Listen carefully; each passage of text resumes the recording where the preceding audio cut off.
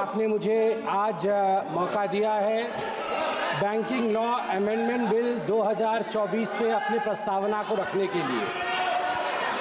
जहां तक banking sector का विषय है, इसमें कोई दो मत नहीं है कि आज हिंदुस्तान पूरे विश्व में चौथे नंबर की अर्थस्थिति पे है, इकोनॉमिक पोजीशन पे है। और प्रधानमंत्री नरेंद्र मोदी जी का जो स्वप्न है, जो साकार होने वाला है उनके इसी टर्म में, India is going to become the third most powerful economy of the globe. प्रधानमंत्री माननीय नरेंद्र मोदी जी ने 2047 तक विकसित भारत, इसका स्वप्न देखा है, ये साकार हो रहा है। तो इसलिए बैंकिंग सिस्टम एक रोबोस्ट तरीके से काम करे, उसमें रिफॉर्म्स हो, ये अनिवार्य है। इससे पहले मेरे ज्ञानी मित्र बोल रहे थे, उन्होंने एक है तो सेफ है कहा, मैं कहूंगा ठीक कह रहे थे। जब recognition of the problem in the banking sector, recognition of the problems in the banking sector, and then recovery and resuscitation,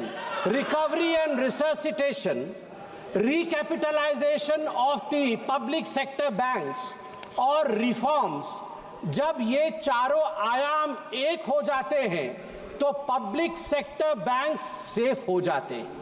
जब रिफॉर्म्स एक हो जाते हैं तो बैंक सेफ हो जाते हैं। और मोदी जी जब कहते हैं एक है तो सेफ है, वो केवल हम सब के लिए एक मंत्र नहीं है, वो हम सब के लिए हर धारा में, चाहे बैंकिंग रिफॉर्म्स के लिए भी ये महत्वपूर्ण है। As far as the amendment of the banking sector is concerned, permit him to speak. It is to streamline the banking operations, to align them with the contemporary financial practices.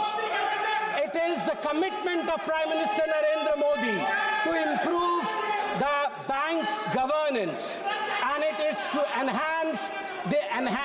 to enhance the investors' protection. Also, to enhance the depositors' protection. As far as this amendment is concerned, let me also thank the Honorable Prime Minister and the Honorable Finance Minister who is present in the House, that in fact in this amendment, the number of nominees have been increased. We are talking about the middle class. Today, a middle class person can nominate 4 nominees in succession और simultaneously. हमारे bank में lockers होते हैं, bank से हम locker लेते हैं, article रखते हैं, नॉमिनी का प्रोविजन, मुझे आश्चर्य लग रहा है अभी तक बैंक लॉकर नॉमिनी प्रोविजन नहीं था। मैं धन्यवाद देना चाहूंगा नरेंद्र मोदी जी का कि इस प्रकार से सक्सेशन के साथ 1 2 3 4 इन सक्सेशन, इसके बाद ये आप सक्सेशन के साथ नॉमिनीज के नाम को अपॉइंट कर सकते हैं। आज आपने अभी रूल नंबर 94 के विषय में कहा, the ambit should be with in the banking laws, the ambit should be within the rules framed for the reforms of the banking sector.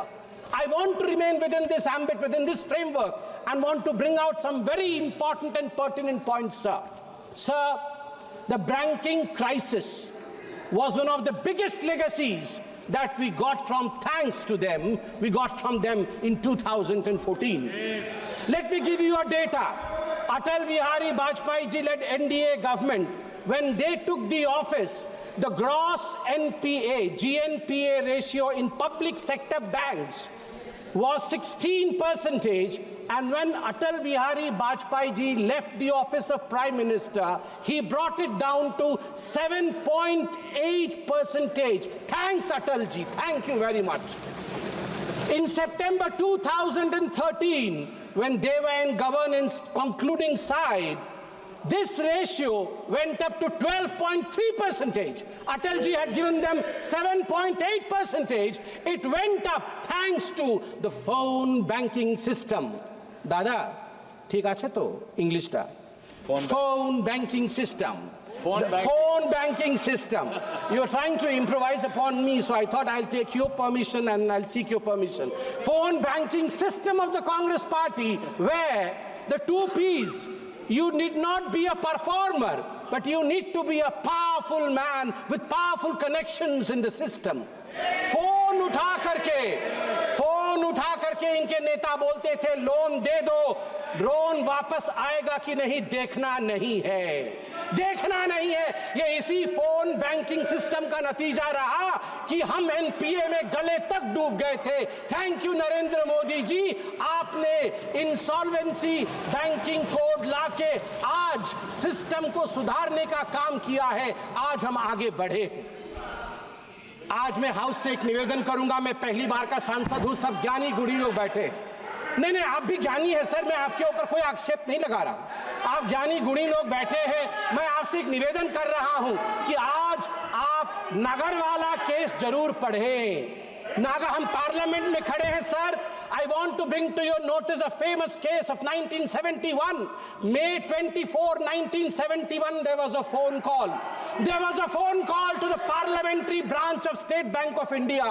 Phone uthaya Mr. Malhotra, the bank manager, and he heard the voice of Mrs. Indira Gandhi, the then Prime Minister. Indira Gandhi said in 1971 to Nagarwala, 60 lakh रुपए दे दो, 60 लाख रुपए दे दो bank से निकाल करके नगरवाला जी को। 60 लाख रुपए bank से निकाल करके इंदिरा गांधी जी के कहने पर नगरवाला को दे दिया गया। बाद में इस पूरे इशू पे रेड्डी कमीशन बैठा। इंदिरा जी का नाम तो नहीं आया, मगर उनको क्लियरेंस भी नहीं मिली पूरी तरीके से। आज भी बैंकिंग फ्रॉड का thrilling story, mysterious story of the banking fraud during Indira's time is Nagarwala case, phone banking system. सभापति महोदय, मैं आपको बताना चाहता हूं कि जहां तक ग्रॉस एडवांसेस है बैंकिंग सिस्टम का, ग्रॉस एडवांसेस, सभापति जी मैंने ऐसा कुछ तो नहीं कहा है कि लोग मेरे पे नाराज हो रहे हैं। सभापति जी, जहां तक ग्रॉस एडवांसेस है पीएसबी, पब्लिक सेक्टर बैंक्स का, आपको जान के आश्चर्य होगा कि 2004 मार्च में ये 6.6 लाख करोड़ का था ग्रॉस एडवांसेस। जो ऋण दिया जाता है तुरंत वापस लेने के लिए, वो ग्रॉस एडवांसेस 6.6 लाख करोड़ का था। मार्च 2012 में जब इनकी सरकार थी यूपीए की, वो बढ़ करके ग्रॉस एडवांस 39 लाख करोड़ का बना, 39 लाख करोड़ का बना। जिसको मन उसको उठा के लोन दिया इन लोगों ने, लोन वापसी नहीं ली। सभापति महोदय, मैं आज फख्र के साथ कहना चाहता हूं, प्रधानमंत्री नरेंद्र मोदी जी ने जब ऑफिस संभाला उसके पश्चात gross NPA of the state own lenders stood at 4.4% and net NPA at 1% at the end of September 2023. At the end of September 2023. अध्यक्ष महोदय, मैं बैंकिंग सिस्टम के लिए कह रहा हूं, our banking system was on ventilator.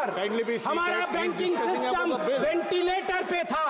It took a Modi ji to come rescue, recover and resuscitate RRR.